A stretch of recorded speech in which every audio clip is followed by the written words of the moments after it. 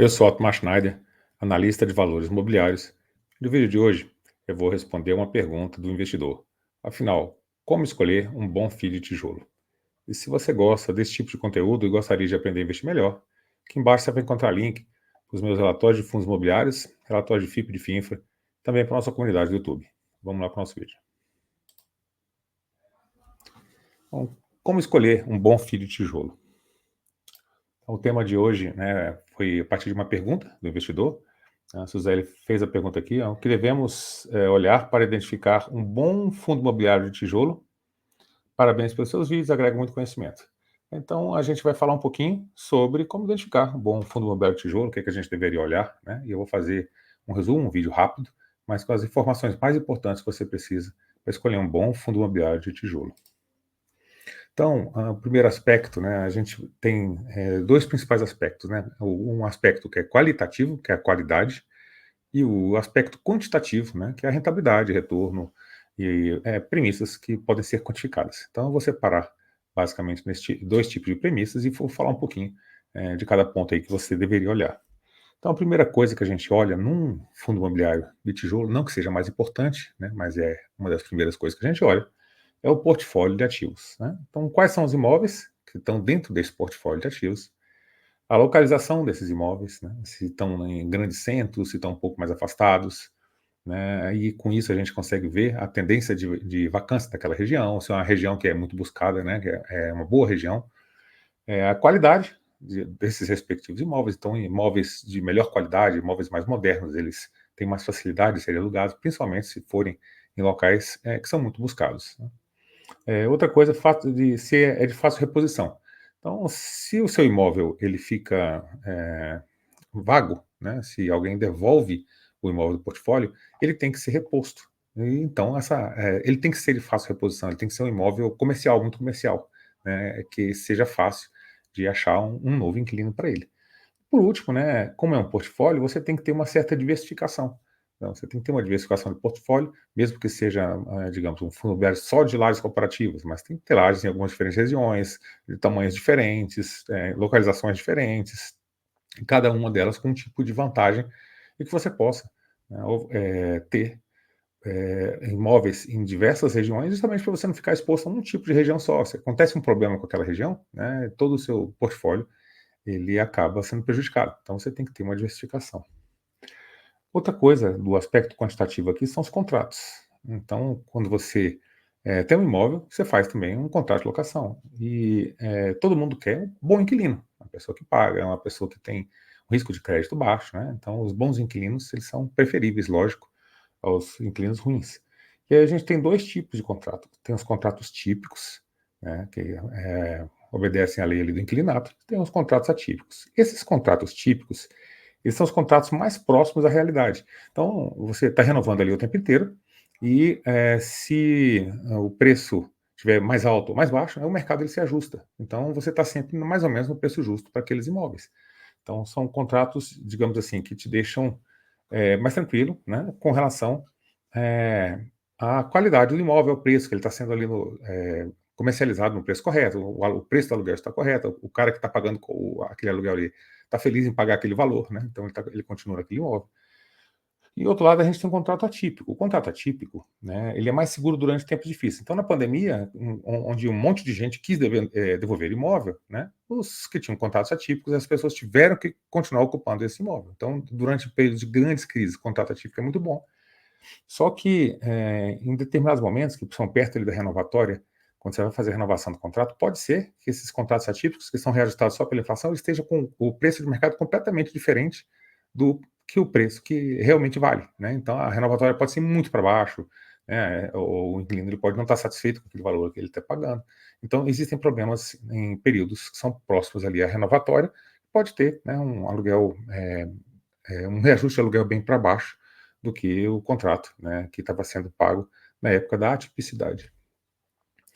Outro critério aqui, e esse aqui é o mais importante do qualitativo, é a gestão, né? Então, o portfólio é muito importante, os inquilinos, mas a gestão é o mais importante de tudo. Por quê? Porque a maioria dos fundos imobiliários de tijolo, eles têm gestão ativa, né? O que significa isso? O imóvel ele não é para sempre do fundo, ele pode ser vendido, né? Outros podem ser comprados. Então, a gestão ela tem um papel fundamental nos fundos imobiliários de gestão ativa. Então, enfim, gestão ativa, imóveis podem mudar. Então, por isso que a gente tem que ter bons gestores. E o que é um bom gestor? Como é que a gente escolhe bons gestores? Né? Com o tempo de mercado, você vai ouvir os nomes e você vai saber, não, esse gestor aqui é bom, esse aqui de vez em quando pisa na bola, esse aqui é péssimo.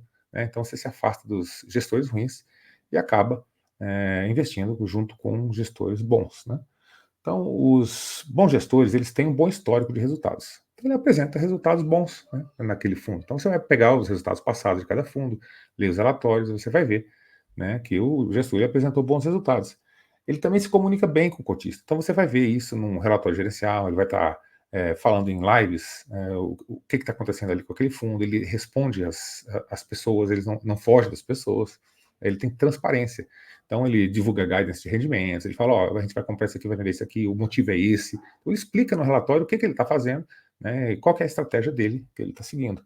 Então, eles têm também um bom desempenho acima da média do setor. Então, você não vai comparar laranja com banana, mas se você tem um gestor de shopping centers, né, aí você vai comparar o resultado dele com outros resultados de outros fundos imobiliários de shopping. Então, você vai ver que ele vai ter um retorno da média para cima, e não lá para baixo, né, os piores resultados daquele setor.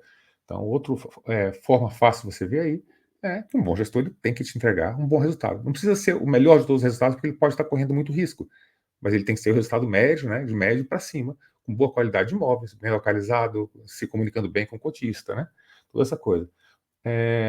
Outra coisa, né, durante as emissões, os bons gestores eles acabam valorizando o cotista atual, o cara que já está ali no fundo. Né, ele vai fazer, quando faz a emissão de cota, ele faz uma comunicação boa, ele cotiza, a gente está precisando fazer emissão de cota, vai captar, vai comprar esses imóveis, a nossa emissão aqui vai ser feita aqui, preferencialmente ali no valor patrimonial, não que o valor patrimonial em fundo de tijolo, ele é bem discutível, né, porque existem vários tipos de avaliação, a gente vai falar disso um pouco mais para frente, mas ele tem que se comunicar, por que eu escolhi esse preço, é assim, ele tem que justificar junto com o cotista, isso aqui vai trazer valor, né, para o cotista atual, então o cotista atual ele tem que ser mais valorizado com relação, né, às novas emissões, em vez de ser o cotista que está entrando ali naquele momento. Né? Quem já está com gestão há mais tempo, ele tem que ser valorizado.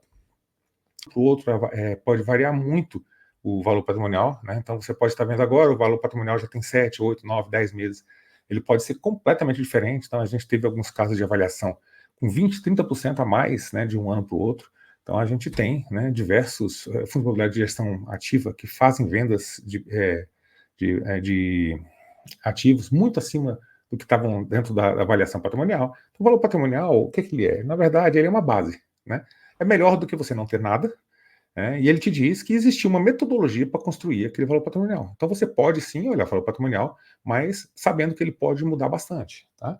Então é uma métrica que você acaba utilizando, que você acaba olhando, né, porque tem uma metodologia para ser construída, então você sabe, o valor patrimonial aqui vale mais ou menos isso, está por conta, mais ou menos por conta disso, mas não dá para ser perfeitamente em cima, não, o valor não é em cima. Pode ser um pouco para cima, um pouco para baixo, ou muito para cima, muito para baixo, mas é apenas uma métrica que você tem que levar em conta. E por último, a métrica de rentabilidade aqui, né, o dividend yield.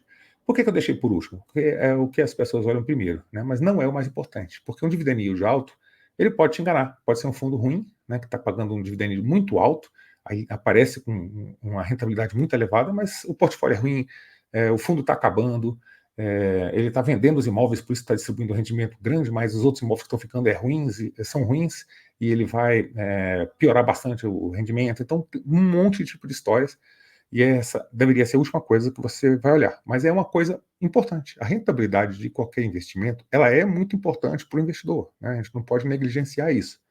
Só que você tem que ver da onde está saindo. É o resultado operacional mesmo? O fundo está conseguindo oferecer essas receitas através do operacional dele? É sustentável?